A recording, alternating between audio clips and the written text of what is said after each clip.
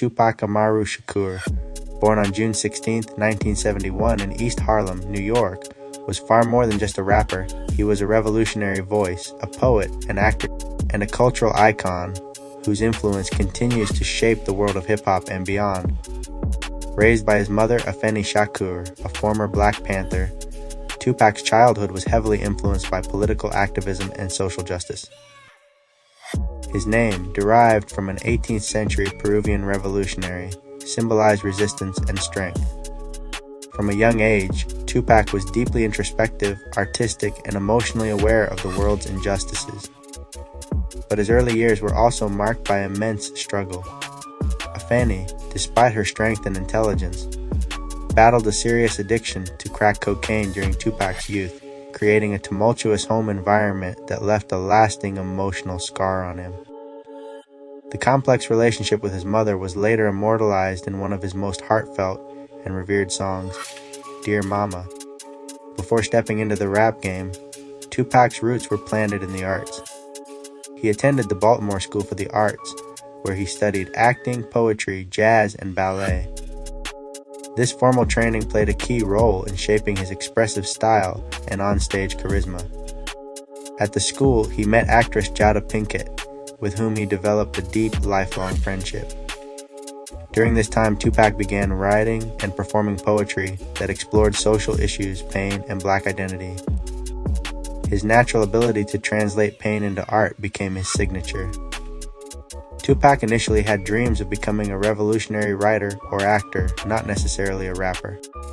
But once he started dabbling in hip-hop, it quickly became the perfect medium to voice his layered, emotional perspective on society. Tupac was originally from New York, but after his mother moved the family around, he found himself living in Baltimore and eventually the West Coast, specifically in the Bay Area. It was in Oakland, California, that Tupac began taking rap seriously. He joined the hip-hop group Digital Underground as a backup dancer and roadie in the early 1990s.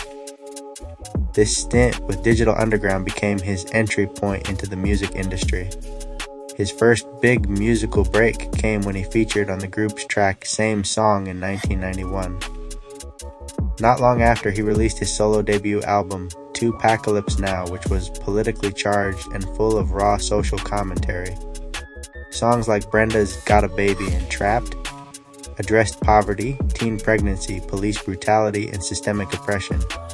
The album wasn't a commercial smash, but it earned Tupac major critical respect and established him as a fearless truth-teller. Artists like Public Enemy, Big Daddy Kane, Ice Cube, and Rakim were major influences on Tupac's development as an MC.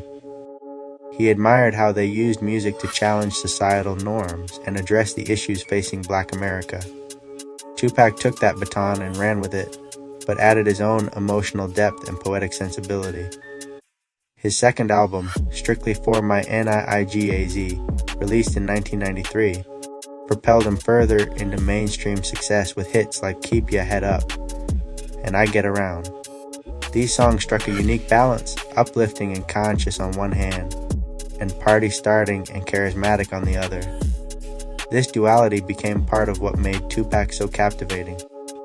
He was never one-dimensional. He was both preacher and outlaw, thinker and thug, lover and fighter. Despite his rising fame, Tupac's life was riddled with legal troubles, feuds, and personal turmoil. His third album, Me Against the World, released in 1995 while he was serving time in prison, reflected his growing paranoia and inner conflict. The album debuted at #1 on the Billboard 200 and included the emotional anthem So Many Tears and the prophetic If I Die Tonight. During this time, Tupac became a symbol of resilience. Fans resonated deeply with his struggles, and his raw honesty created an almost spiritual connection with listeners. While in prison, he made a pivotal career decision. He signed with Death Row Records, run by the infamous Suge Knight. This deal changed the course of his career forever. Under Death Row, Tupac adopted a more aggressive persona and released the legendary All Eyez on Me in 1996, the first double-disc rap album in history. All Eyez on Me was a game changer.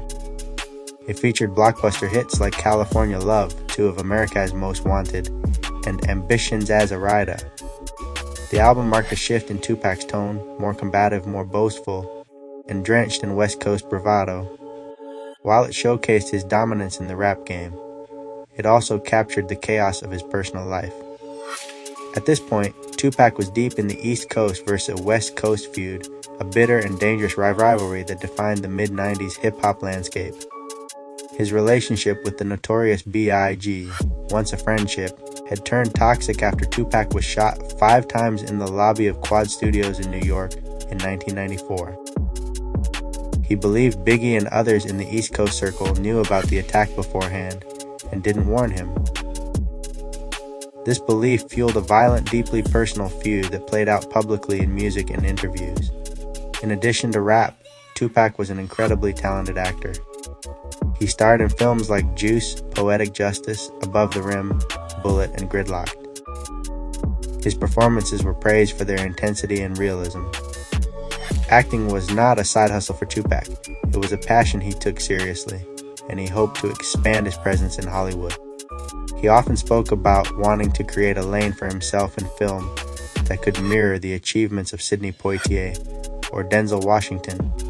Tupac's raw charisma and depth made him a natural on screen, and many critics believed he could have evolved into one of the great black actors of his generation had his life not been cut short.